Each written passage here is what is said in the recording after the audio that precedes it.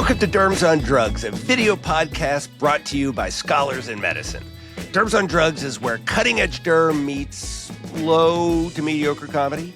I'm Matt Zires, and each week I'm joined by my residency buddies Laura Ferris and Tim Patton to use our 60 years of combined derm experience to discuss, debate, and dissect the hottest topics in dermatology. It's everything you need to know to be on the cutting edge of derm, and it'll be the most fun you've ever had while actually learning something useful. So tune in every Friday only at Scholars in Medicine, Spotify, and Apple Podcasts. And everybody, I got to tell you, I am so excited today for our deep dive. We've got one of my, I don't even know if I'd say maybe my favorite person in all of dermatology. We've got Dr. Steve Feldman from Wake Forest University to talk about some of the aspects of adherence, right? We're supposed to call it adherence, not compliance. But it is going to be a great discussion about, what do we expect with some of these drugs and should they be better or worse and all that kind of stuff. But let's go ahead and get into it. I'm going to kick it over to Dr. Ferris for our first article of the week.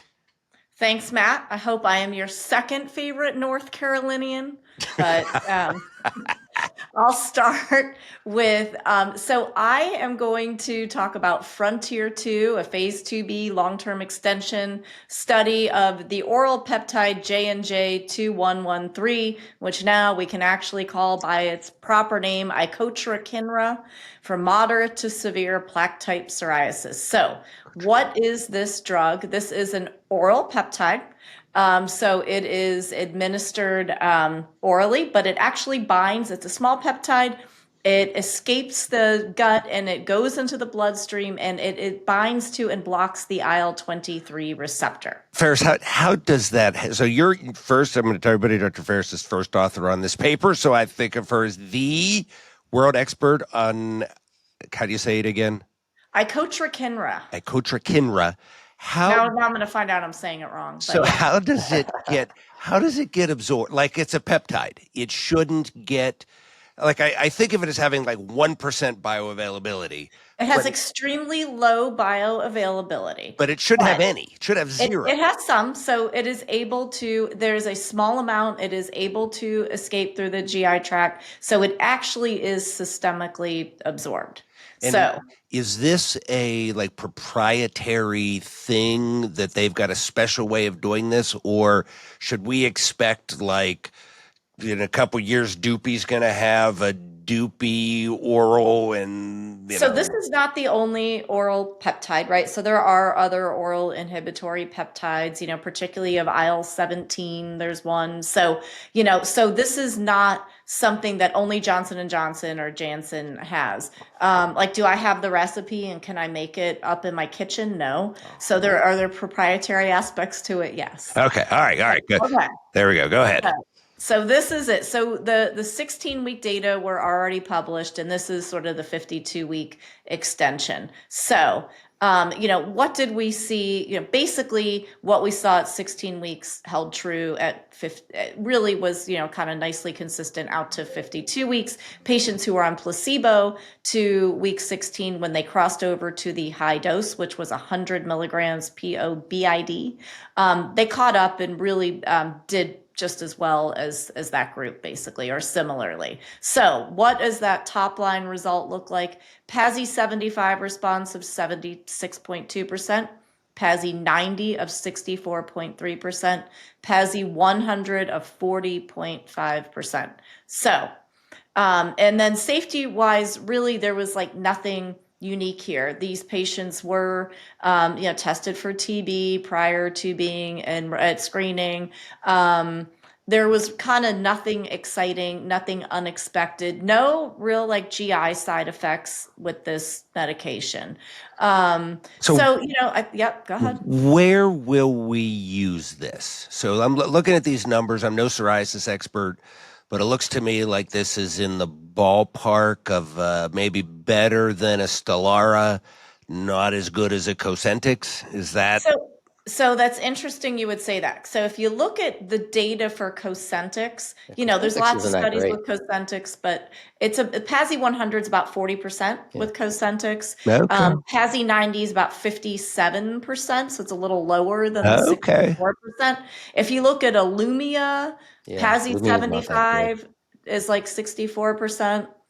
So What? kind of think of it in the Cosentyx Illumia Patton's range. like mumbling in the background. Yeah, what are you mumbling What are you about? mumbling about, Patton? No, that Cosentyx and Illumia aren't the gangbuster drugs. Like I think it's on par kind of in that neighborhood where it's not gonna it doesn't seem like it would touches the Skyrizi, the Yeah. Tremfya, Skyrizi, Taltz, PASI, yeah. and Yeah, Salute Right. yeah, No, sleep. it's not And going to Bimzelx. touch the Skyrizi. and Yeah, Bemzelx. or yeah. Yeah, thank PASI 100, 52 weeks for Skyrizi is about 60%. Okay, so it is not going to be the same.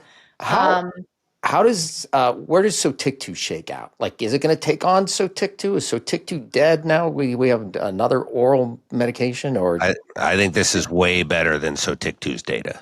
this is a little bit better than Sotyktu, Okay. right? And you don't have any of the JAK concerns. Baggage. So Yeah. I think safety because profile JAKs cause cancer and heart attacks, and Matt They will do tell you- not cause Matt cancer will or tell heart you- attacks, Patton. Matt will tell you that that's all true. My vociferousness has nothing to do with how much I make from AbbVie or Pfizer or Lilly. I know I was teasing you. I know that how you feel So about I that. think, not to not make this all about Matt, but I do think that, there are probably patients who prefer an oral medication, and that is why I'm so excited to talk about this with our guest. But I do think that there are patients who prefer an oral medication. That highest dose was BID dosing. I think that's probably a little bit of a deal breaker, but they do have their phase 3 data or phase 3 trial. They're doing 200 Q day, Okay. and their top line results have not come out in the literature, but they've come out in press releases. And it's about 74% IGA 0/1, about 65% PASI 90. That's what's been released top line. So, kind of Just as pretty good. good consistency, good safety. If you're like, what's the Achilles heel with the oral dosing? They are, through the studies, it was done on sort of a fasted state. So like 30 minutes before, like in the morning, 30 minutes before you eat. It depends, like, is that a deal breaker for most people? And it's not like, it like you explode if you have it on a that it just means that you probably have a little bit more bioavailable, a little bit less That would be a bioavailable. horrible side effect. That'd be Horrible horrible. side effect. Yeah. Yeah. It'd be like gremlins. Don't Right. get them. Don't feed them after midnight. You need a TB Exactly. test. You need a TB test. You might explode, and you may get an infection. Like, what was that second one? The TB No. test. So I think for patients who want biologic, like safety but want an oral medication and want what is pretty darn good efficacy. I mean, it's not like Cosentyx does not meet Skyrizi's PASI 100 results, but like all of us have patients on Cosentyx who are clear and happy. So Yeah. or Okay. Illumia, same. So All that's right. my take on that one. Okay. All right. We're going to move on to our second article. That one is mine. So here we're going to talk about the VTAMA atopic dermatitis studies. So tapinarof cream 1% once daily, studying efficacy in the treatment of moderate severe atopic dermatitis in adults and kids down to 2 years of age in the pivotal phase 3 Adoring trials. Key takeaway here, at 8 weeks, about 45% of people got to IGA 0 or 1. And then on placebo, it was only about 15%. So really good efficacy. Here are the interesting things. So first, I would like to compare it to Opzelura's efficacy. So I am a believer that you generally can compare phase 3 efficacy results, and they're pretty predictive. But Opzelura's trials were with mild to moderate atopic dermatitis, and we know that the more mild AD is, the more responsive it is to therapy. That's been published. So we can't really compare it very well to Opzelura's data. The other things that are interesting here, it is approved down to age 2 right out of the get-go. I think this will be a really easy drug to talk to parents about, because it's a naturally derived molecule. Literally, tapinarof comes from worm poop. That is where they discovered tapinarof. And there's there's essentially zero systemic absorption. So there'll be no box warnings. It's very well tolerated. It doesn't sting or burn in anybody. And it works well. So this is the first drug we're going to have in little kids that doesn't have any baggage, right? Now it's got the folliculitis, 10%. But other than that, no baggage, right? It's not like Eucrisa that burns and stings. It works better than Eucrisa. It's not like TCIs that sting and have a box warning. It's not like Opzelura that's got a boxed warning. So it's got it's effective, it's fast, and there's no baggage.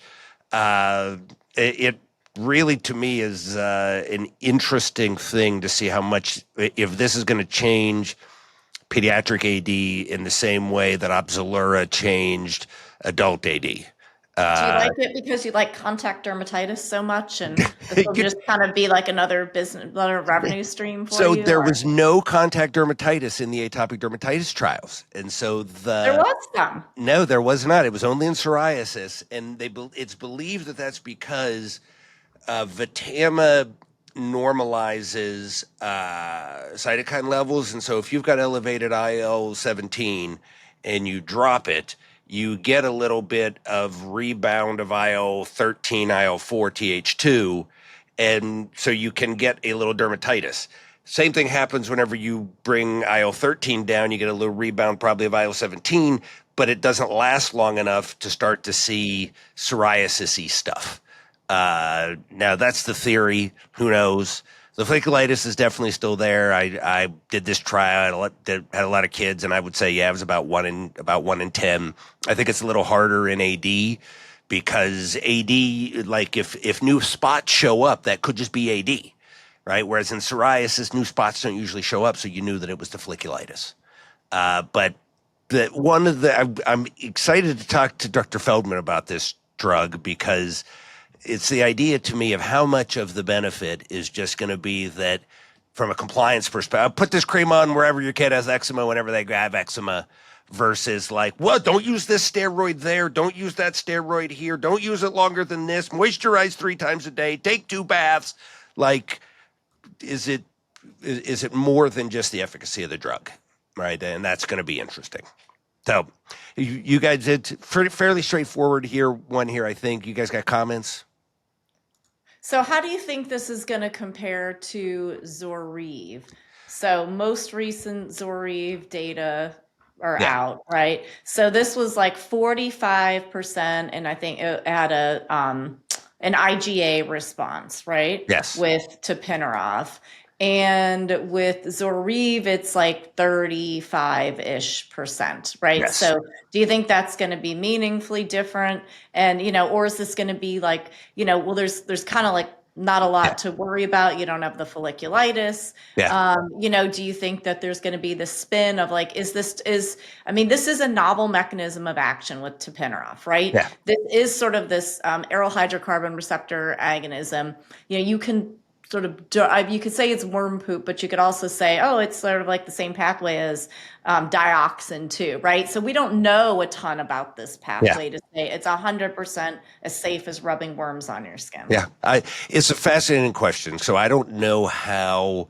I think peds derms will like Zoryve better because it's a known MOA, right? It's basically, if you're a peds derm, you can think of Zoryve as more effective Eucrisa that doesn't burn. Right, and they really like Eucrisa, I don't think they really like Eucrisa, but they like the safety of it. My guess is that adult derms will use more VTAMA because they're less sort of safety. They're still a safety concern, but not as much as peds derms. That would be my guess as to what's going to happen in the market. I don't think we'll ever see a head-to-head of the two drugs unless somebody does it like a small, 20 people on one, 20 people on the other, but neither company's ever going to pay for it. So it's an interesting question. Like I think based on the data that VTAMA is a more effective drug, but right, it's got the folliculitis, it's got a new mechanism of action. I could see it going either way. All right, you said they would change the same way Opzelura changed adult atopic derm. Are you blown away by Opzelura adult atopic? Absolutely. I Okay. think it is as close as we will ever get. So, right, they've got pretty good data that the anti-itch effect happens in 15 minutes. Mm-hmm. And my real world experience with it is mirrors the trials, which the trials say with as needed use, 75% of people are clear or almost clear long term. And I that, guess I have not had, like, I haven't been blown away by it. Like, it's not like people are coming back like, oh my gosh, that drug was the best thing I ever used. I mean, I've had people come back that are like, yeah, it does, it's really hard to get, number one. yeah. So it Right. took me forever. It's like, yeah, I'll just use my hydrocortisone. I So, don't use it that I, much. I love I love itch relief in 15 minutes, not counting the 2 weeks it took you to actually get it. 2 weeks and 15 minutes. Yeah, my eczema just went away by the time I got it approved. It wasn't. so I truly think of it as clobetasol without having to worry about Okay, like all the other stuff. But cool. yeah, All right. no, I'm biased towards all new pharmaceuticals. So Great take train. everything I say with a grain of salt. All right, let's go on to our third article. Dr. Patton, Yeah, I what you went got? back a few years, 2022, American Journal of Clinical Dermatology, Steingold et al. Efficacy and safety of a fixed dose clindamycin phosphate, benzoyl peroxide, adapalene gel for moderate to severe acne. Randomized phase 2 study, the first triple combination drug. So this is Cabtreo, right? Dr. Feldman had a recent publication about Cabtreo 4 weeks. We'll get into that with him. I just kind of went back to the original, like, I haven't prescribed this. I don't think I've had a patient come in and say, I love my Cabtreo. Can I get some more? So just wanted to go to the original study, kind of look what it looked like. It has the three things: BPO and adapalene are micronized, and it's a gel, so it distributes more evenly on the skin. All this information was in the intro. Sounded good to me. Patients had moderate to severe acne. They had to have so many inflammatory, non-inflammatory lesions. They couldn't have bad nodular acne, and they were randomized to either get the triple cream or like the dyads. Just two of the three: Clinda BPO versus BPO adapalene versus adapalene Clinda, or vehicle. About 150 patients in each arm. Multi-center, double blind, blah blah blah. So treatment table 2 shows the treatment success. So this is at least a 2-point improvement in EGSS, the what was it, evaluator global severity score, and being either clear or almost clear at 12 weeks. 50% for Cabtreo, and the dyads, it was like in the 30s. So this drug is awesome. You go to figure 2, improvements in inflammatory acne, non-inflammatory lesions. But this is where it's kind of like, what? This isn't that good. What do you want to say? The numbers. Let's say patients started with 50 inflammatory papules on their face. At 12 weeks, if they use Cabtreo, they'd have about 12 lesions, if my math is right. And if they use Clinda BPO, which is like the worst dyad, they would have 18. So a kid who uses Cabtreo is not going to look at the kid who uses a diet and be like, my acne is way better than that kid's. They'd be like, that kid has acne just like I do. Non-inflammatory lesions were better. And then what killed me about this trial was the quality of life measures, right? That's all that matters for acne. Like, is the patient happy with their acne within Yeah, reason? yeah, yeah. Some patients are No like, exploding. yeah, exactly. So was Cabtreo statistically significantly better at anything else in quality of life measures? Like, I don't think it was, because the authors specifically say improvements in acne quality of life scores at week 12 were numerically greater. That's the word that you use when it's not statistically significantly greater, right? True. True. It- Right. so it's not any better in terms of what matters for acne. It's not any better than any of the dyads. And so, like, why is it being sold to us this way? And I don't want to get into industry Well, funded. They hired scientific writers that are acknowledged that's that a, actually aren't authors on the paper. Every drug is industry funded, pretty I know, much, but and don't everybody hires writers, right? don't I mean, don't like, put it if in I a had the journal. money, I would This hire writers to write this all my papers. I just don't. this is an that's what we advertisement. have residents for. This is an advertisement by the company that's masquerading itself as a, like an independent scientific inquiry. But It's an ad. that's every phase 3. That's exactly what I Barrett's is saying. It's all a problem. Like, don't do it this way. I actually would think it's you were saying this, and I was thinking about it. It does make a ton of sense that companies should just put all of their data. Like, I should be able to go to every drug's website, Right. and like almost the raw data be there, and like be able to go through that instead of putting it in journals. Right. That's it. So have a website. Here's a link to our study. It was FDA. Like, it's still, that doesn't make it any worse of a study. FDA will still approve it. They have to meet all those requirements. Here's our raw data. You can have access to that. The drug companies don't do that either. You can't see the raw data, and they sell it to you in the most. It's deceptive, right? But then the JAD wouldn't have anybody advertising. And I agree. It's all a problem. It's all a problem. Now, is it like, do I really care? No, I mean, I don't really care. And actually, Cabtreo's like, it's kind of a nice drug if you think about it, right? I mean, well, but in acne, it's hard to. We've got a drug that gets 80% of people 100% clear for the rest of their life, right? My daughter's got 3 pimples, and you're going on Accutane. And like, it's hard for me to understand why we even try and treat acne topically. They have four patients. And I would say all of them, I would have said, there's this really good drug and you might be clear in 4, 5, or 6 months. Like, this is the thing. Like, they say, oh, acne requires long-term treatment. Like, no, it doesn't. And if I was an author on this, I would say, let's not say that, because that's not true. They say one part, like, why even add Clinda in here? Like, topical antibiotics don't make any sense to me. Bacterial resistance, I know it's lower with BPO, but it could be 0 with not adding Clinda. And they have this, they say, well, adding Clinda increases the antibacterial activity of BPO or something, how it increases it. And then they have a reference. And that's not what that reference says. Like, I looked at the study for the reference. I'm like, it says nowhere in here that Clinda adds to the antibacterial of BPO. And I used AI even, Matt, because, it's better than us. I'm like, AI, does this paper actually show that it increases antibacterial activity of BPO? And they're like, no, I can't see that. So it's all very selective. It's deceptive.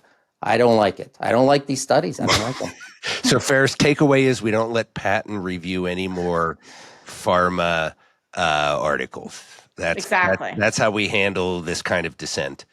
Exactly. You're limited to case reports. It's not going to change. It's not going to change. Well, let's move on and bring our guest on. So, as I mentioned at the beginning here, I'm so excited to have Dr. Steve Feldman on. So one of the lectures I remember very clearly from early in my career was a Pennsylvania Academy of Dermatology meeting where I saw Dr. Feldman lecturing about psoriasis. And he taught me some of the stuff that I still use to this day and think about them when I use it, that I touch every patient with I touch their psoriasis so that they know I don't think they're gross and that I don't think that they're contagious or whatever. I sit down with people. I talk to them like a normal whatever. But I had just learned so much from Dr. Feldman over the years about compliance or adherence. I'm so excited to have him on. So, Steve, great to have you here. And I'm actually, we're going to start by kind of letting Dr. Patton sort of ask some about this new 4-week Cabtreo article that just came out. But I guess before we get to that, any comments on our discussion up till now? Any thoughts? Yes. First of all, thank you so much for having me. Your discussion so far has been highly entertaining. And what I really appreciate the most is that you chose 3 articles that are all about patient adherence. That's why we did it. That's literally, we were like, we want to have Steve Feldman on. We're going to have so let's get into it. Patton, go ahead.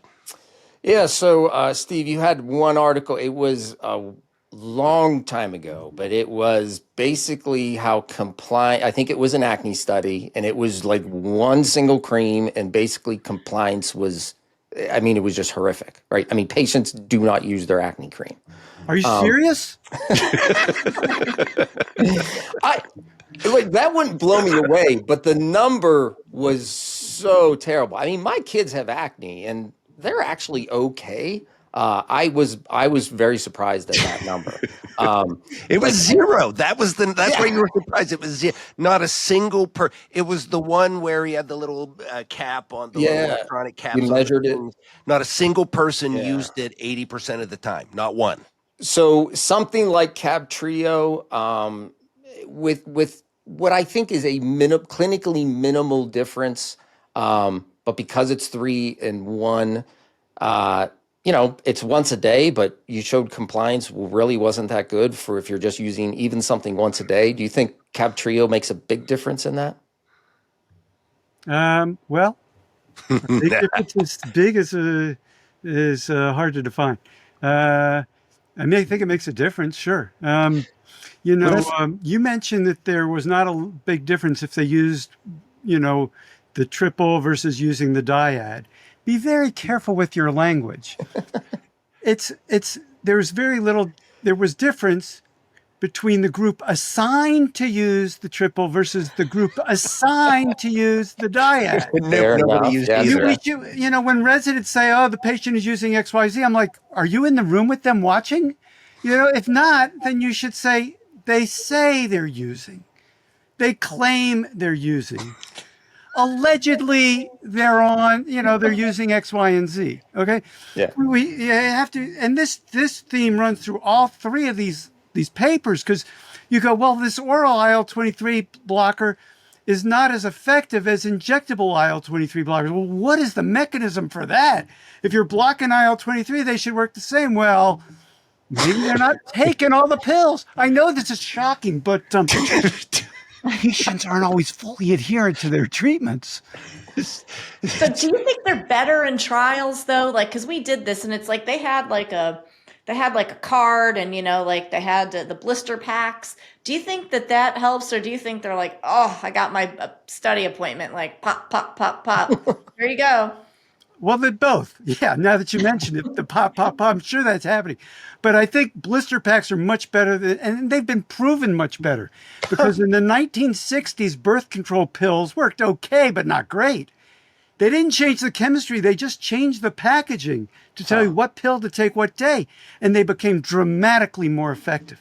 Huh. But the So why are all of our nothing pills should be that way? packaged in a bottle, especially a beige bottle that's designed to blend into the natural environment. It's as though somebody was intentionally trying to make people. Look, I would make pink bottles and blue bottles. Laura, you know who the pink bottles are for, right? What are those? No. Oh, that's Pepto-Bismol. I put triamcinolone in pink bottles and blue bottles. The blue bottles, Tim, would be for the boys. You are so not woke. No, for whoever wants them. Oh. That was a trick question. It was. Yeah. It was a trick question. It was a trick question. So I am politically sensitive, which is why I said Pepto-Bismol. I'm gonna say that. That was a better answer. So, but also in the trials, they're bringing patients back at weeks 1, 2, 4, 6, 8, 12. And those visits dramatically increase adherence. And based on what Tim has said about the poor response of his patients to, topical Opzelura, to the acne medicines, I'm pretty sure he's not bringing the patients back at weeks 1, 2, 4, 6. He's probably telling people, here, use this, see you in 3 months. Do you know what would happen if a piano teacher said, here's your sheet music, practice every day. I'm not going to have weekly lessons with you. I'll just see you at the recital in 3 months. That recital is going to sound abysmal. And dermatologists are worse than that. Dermatologists would be like a piano teacher saying, here's a prescription for some sheet music. Take it to the sheet music store. I have no idea what it's going to cost you. I want you to practice this sheet music every day. Now, if you do, you may get rashes, diarrhea, possibly a serious infection. But I want you to practice every day. I will see you at the recital in 3 months. If the recital doesn't sound good, which it often doesn't, I will give you a second and possibly a third musical instrument to practice at the same time. So, Steve, you're reminding me of something. So years ago, you and I were lecturing together, and I was going on about how great CeraVe is. And it's like a miracle, blah, blah, blah. And you're like, Matt, do you think maybe the reason you think CeraVe works so well is because you're telling your patients, oh, my God, this is a miracle. It's the blah, blah. And I actually, first I was like, you might be right. But then I took that home. And now, so here's my spiel whenever I'm doing Opsilura for a patient. This is like a miracle. You're going to put it on and your eczema is going to be better right away. It's completely safe. And you know what? This stuff is so good. It's like $2,000 a tube, but I'm going to be able to get it for you cheaper, but it's worth it. It's so good. Whereas I bet Patents is more like, this drug, it's no better than anything else. It's too expensive. They shouldn't have made it. Well, wait a You know minute. what, It we'll may try not be. It may not be any more effective than triamcinolone. I think Opsilura does have like a head-to-head with TAC study, and it didn't really blow TAC away. It was more effective than the TAC in that head-to-head It was trial. twice as effective, depending on the. But here's endpoint the you look problem, Tim. You're not giving Opsilura first. You're giving triamcinolone first. Yeah. And when you do, all the people who do well on it, all the adherent patients, they do great and they stay on it. All the non-adherent patients who don't put their topicals on are the only ones you're prescribing the Opsilura to. So you have selected for non-adherent patients when you're treating them with Opsilura. And despite that, it still works some, which means it's probably dramatically effective. It's kind of like tar in psoriasis, which, by the way, same mechanism of action as tapinarof. The fact that it works at all proves that it's extraordinarily effective because it is so messy. God knows people can't put it on. I love it when somebody outsmarts patent, right? That it's the you selected for the non-compliant people. Oh, that's good. Without question. Yeah. So, I mean, Steve, do you think the real, like, you've been working on adherence for decades. Do you think the answer is we're going to figure out how to get people to be adherent? Or do you think the answer is we just need to come up with drugs that are idiot proof? Give yourself a shot once every 3 months, like, and that's it. Like, we should, is it even worth trying to get people to be more adherent? Was published a study on the long-term adherence to topical fluocinolone for psoriasis. I couldn't use clobetasol because I wanted people to be able to use it I wanted to be able to tell people to use it every day. The adherence in the long run was so abysmal that the British Journal of Dermatology let me put the word abysmal in the title of the paper. Jad didn't want the word abysmal in the paper. I'm like, I'll go to the Brits. They'll let me put it in there. Yeah, so I think you can get people to use the medicines. I think you can, but you have to be willing to do stuff. Now, for example, you can use, for a patient who has resistant atopic dermatitis, what you can do is bring them to the office for phototherapy treatments on a daily basis and explain to them to bring their triamcinolone ointment so that you can apply it to their ointment, you know, to their dermatitis every day, so that the light will penetrate better. Because as you know, the scale reflects light. If you just put some of that triamcinolone ointment on, the light will penetrate better. And if you don't have a light box, you just use a woods lamp for this, because the point is you're going to make sure that topical gets on them every day. Now, it doesn't take a lot. Tim's and right, you probably don't need Opsilura, because if you did put the triamcinolone on, they would clear up, because y'all have, I know all three of you have probably admitted patients to the hospital with resistant atopic dermatitis. And you put triamcinolone on them in the hospital and they cleared up in 2 to 3 days. I mean, from total body lichenified dermatitis to clear in 3 days with triamcinolone. It's not that you're taking them away from the dust mites at home, which is what I was told when I was a resident, or that you're taking away from the stress of the home environment. So all you got to do is get people to start on the drug, use it really well for 3 days. So if you give them an office visit in 3 days, it would be like a dentist telling you, I'm really worried about your gums. I want you to floss every day. I'm going to see you back here in 3 days. People who've never flossed before will floss those 3 days. And then if you don't want to bring them back, you tell them, here's my cell phone number. You call me in 3 days. Makes a dramatic impact on their use of the medicine. I've been theorizing that every time my electronic medical record sees that I write a new prescription for the patient, it will send the patient a deep fake of me my face, my voice talking to them, saying, hey, we started you on this medicine. I'm going to call you back. I'm going to come back to you in 3 days, to find out how you're doing. And then they're thinking they're going to talk to me in 3 days, but it will be the deep fake. It will be electrons. It will cost nothing to create this sense of accountability that drives people's behavior. Yes. So for acne, though, I want to say, if like the presence of acne and how much it bothers you, that needs to be the driver.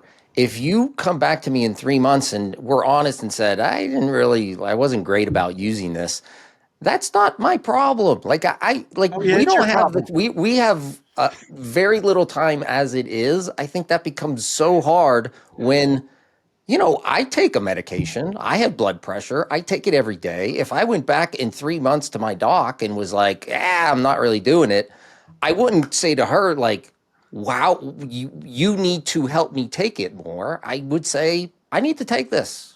So wait, Steve, I got so much to say about this. do the patients think they're using it?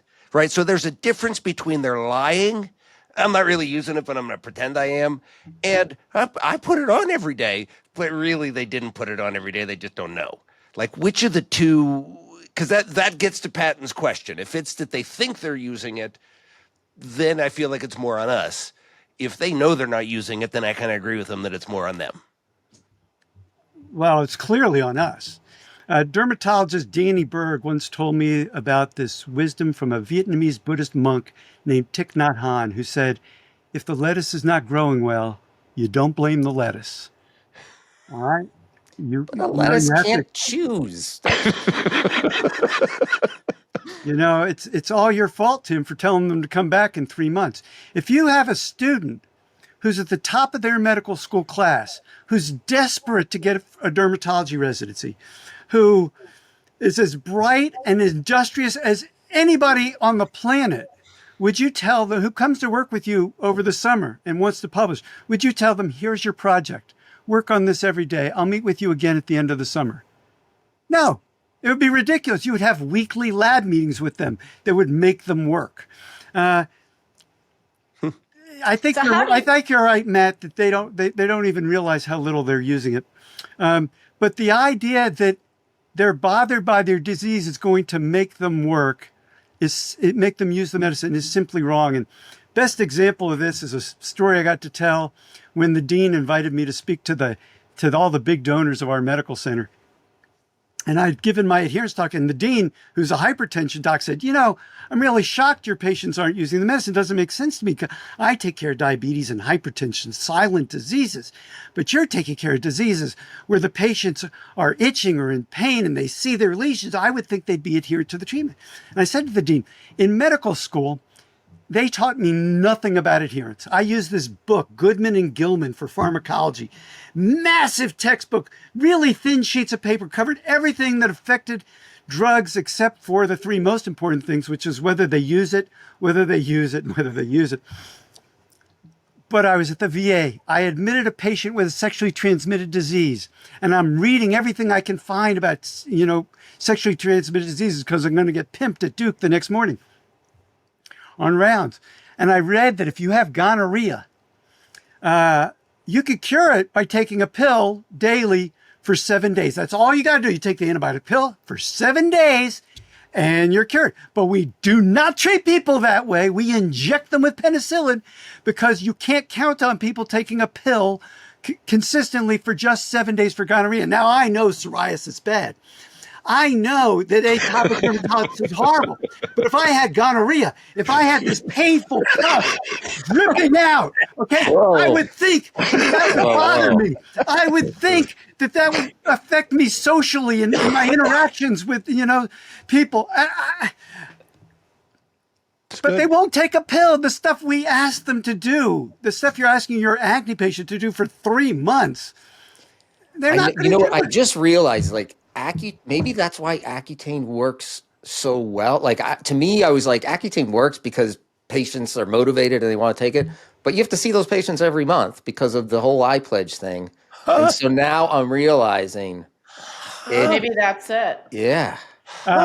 Yeah, that's a part of it. Accutane works really well. It's deep. It's a forgiving drug. If you miss a dose, probably doesn't matter because the half-life is so long. But the next time you see an Accutane patient, what I would like you to do is simply ask them if they're taking it regularly. But Wait, this just is one thing how I I want forgot. you to phrase the question, okay? Sometimes we get gaps between these monthly visits. Do you have enough extra pills on hand to carry you through those gaps? Now, if they say yes, that means they are not taking it regularly. Yeah. And they're in blister packs. That's the other part of Yeah.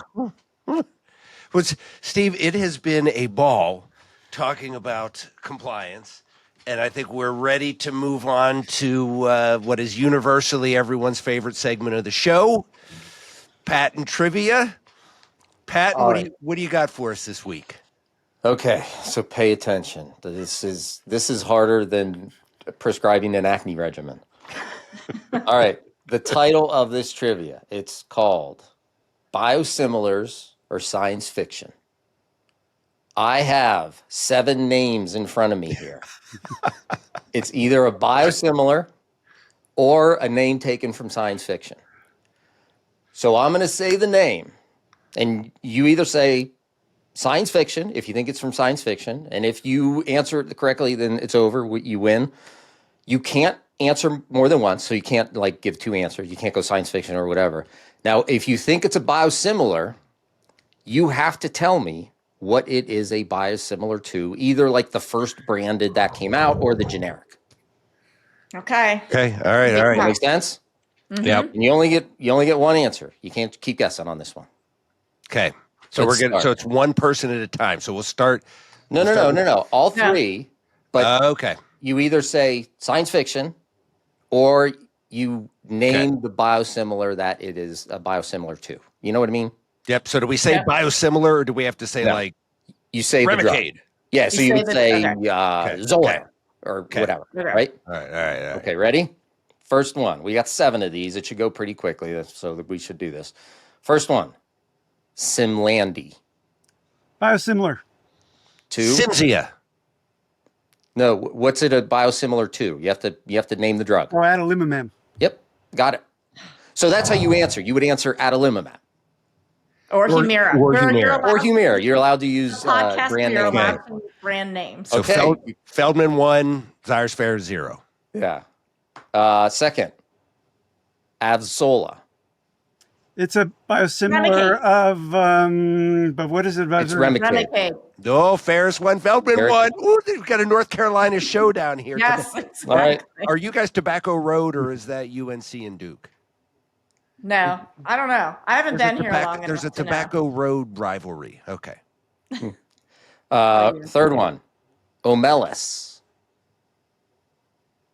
Science fiction. Science fiction. It is science fiction. The name of a fictional city in a short story, The Ones Who Walk Away from Omelis by Ursula Le Guin. We're all tied up. 1-1-1. Riabni. Science fiction. No. Remicade. No. Retux. Oh, I can't. Yeah, you only got one guess. Sorry. Yeah, I'm I've breaking not the heard law. of that one. No guess? Can't hurt. Doesn't, no points taken. What's the name of it again? Riabni. Yeah, rituximab. Yes. Rituxan. Oh, I kind of get coached it him on into the that one. guess. Yeah. Better to be lucky than good sometimes. All right, number 5. Irelon. That's definitely science fiction. That's the name of an elf in something. It's the name of a princess from Dune. Okay. Okay. Number 6. Imuldosa.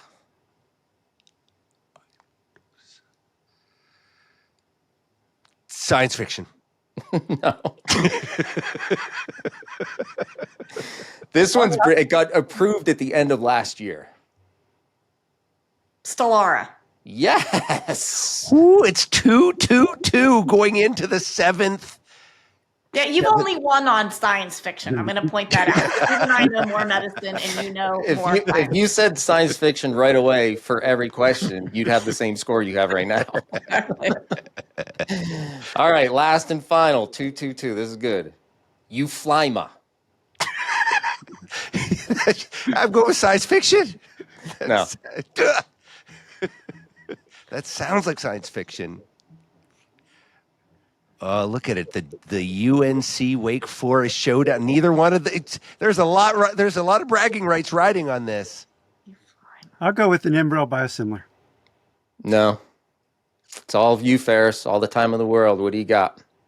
I'm going to go Stelara again. It's Humira. It's adalimumab biosimilar. Oh, I thought I knew all of those. All right. I was looking A three-way for Julio. tie. I was waiting for Julio to come out. That's my favorite name of a Humira.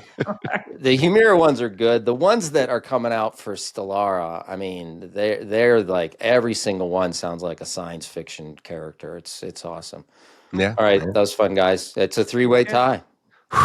The first right. ever in the history of the podcast. Of Derms on Drugs. It's true. Wait, Steve, Dr. Feldman, thank you for joining us today. This has been a very, very fun episode. And I want to thank all of our listeners for joining us this week. If you got questions, comments, ideas for topics we should cover on the show, shoot us an email at questions@dermsondrugs.com. Again, that's questions@dermsondrugs.com. I hope you learned a few things. I hope you laughed once or twice, but mostly I hope you're going to join us next week. And until then, I'm Matt Cyrus. I'm Tim Patton. And I'm Laura Ferris, and we are Derms on Drugs.